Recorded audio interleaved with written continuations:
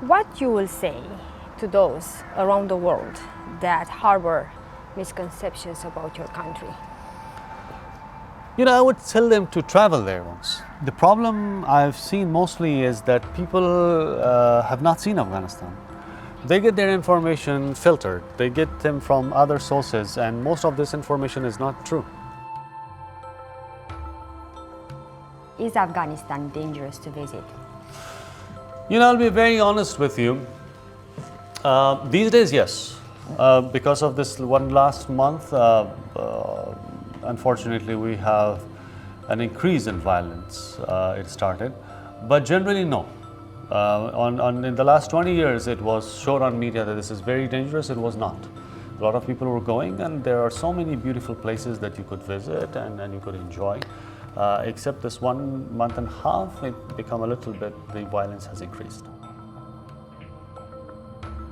The red one symbolizes the efforts, the blood that we spilled for this, our ancestors, and it took us to our future or even present, which is the prosperity.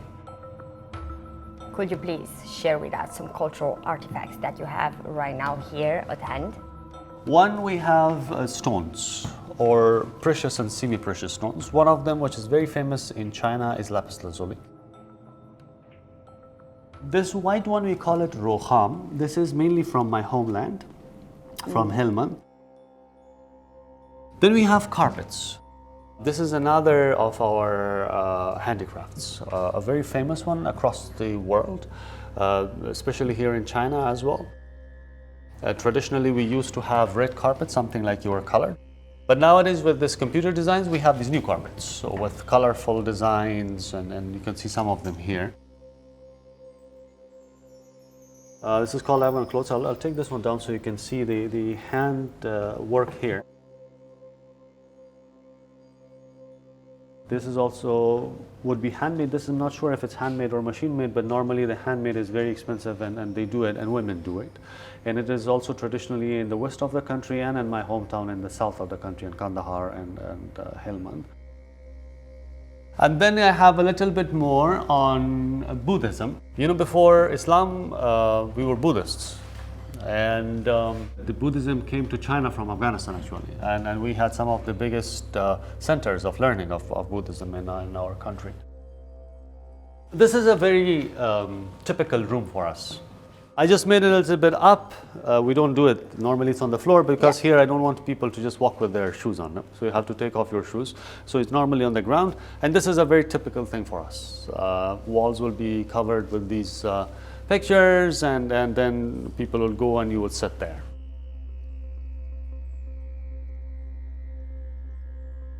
I understand that you studied medicine. Ah, yes. And you are a doctor. And today, however, you are Afghanistan's ambassador to China. Yes. How that happened? What really happened there that made you go from medicine to politics? I studied medicine. At that time, the idea was I always wanted to do something for my people. But when I graduated, I realized that I'm quite good with politics and administrative affairs as well. And then I felt that I could do more if I'm in this field rather than medicine, because there I would be able to treat patients one by one. But if I'm in politics and I influence policies, with one good policy and implementation of that policy, I could be helpful to hundreds of thousands of people. Mm-hmm. That's how then I decided to stay here in the administration first, and then later on be part of the politics of my country. But for that I had to study. I had to go abroad 2 times to did my master's in public policy and then in development. And so in a way then I made my basis stronger to be part of the politics and policy making of my country. How has your previous experience helped you with your duties as an ambassador here today? A lot, because before this, as I said, I was in the President's office on political affairs, that you see almost everything happening around you, the internal politics, the regional politics, the international politics, and you're in the center where those decisions are made, and you witness how things are processed. Before that, I was a deputy minister for counter-narcotics for 2 years and more than that. There I had to deal with a lot of these regional issues and somehow international issues as well.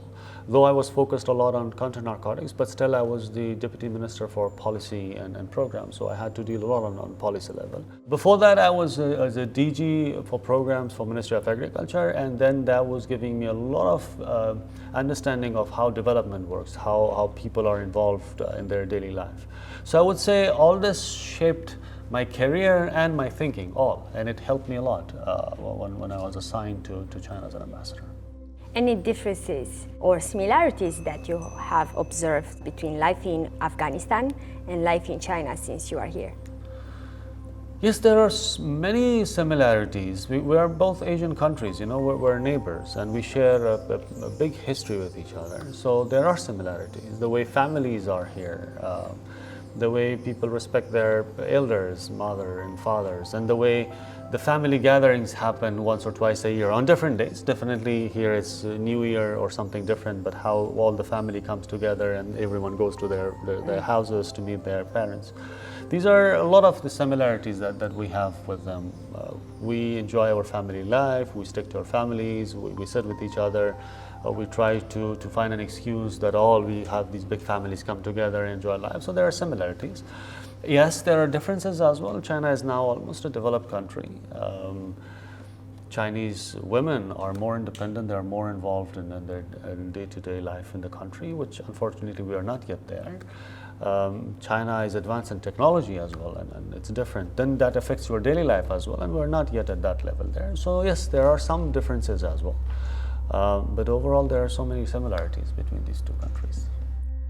What are some of the most memorable places that you visited in China?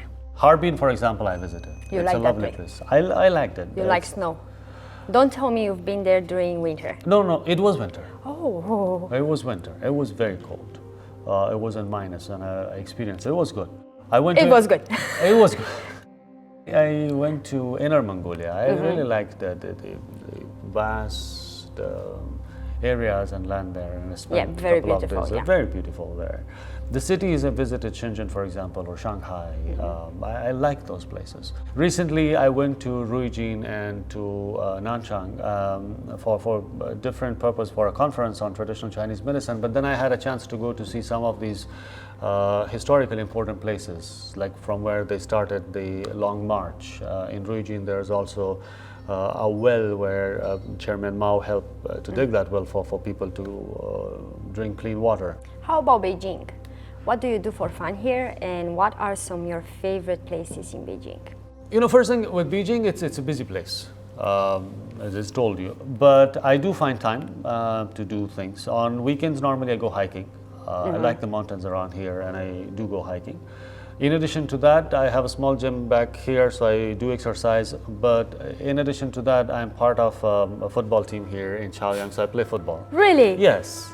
They don't know I'm an ambassador, actually. It's just a group of people. I just go every week there and I play with them. So you don't tell them you are an ambassador? No. Well, they will see you on TV one day. Oh, well, they will see it at that time, but as of now, they don't know that. And I just go and play football. Even I played last night. In addition to that, we've got very good ambassadors here. Luckily, I'm very lucky. A lot of ambassadors are very friendly, so I get along with them very well. And we often sit together. We have dinner sometime. They come often to my embassy here. Well, we spend that. I go to their embassy or to the receptions. So that's another entertainment that I do in Beijing. The last thing I could tell you, I also study, because Beijing is a busy place and you have to catch up with things. So I study books as well, and I study reports and all of things. So that keeps you pretty busy in Beijing. What do you miss from back home? Something that you cannot have in China? It's a good question. I can have a lot of things here in China, but definitely, look, home is always home. There are things that you can't even explain. Friends, for example, family. I can't have all my family here. Those are the things you miss.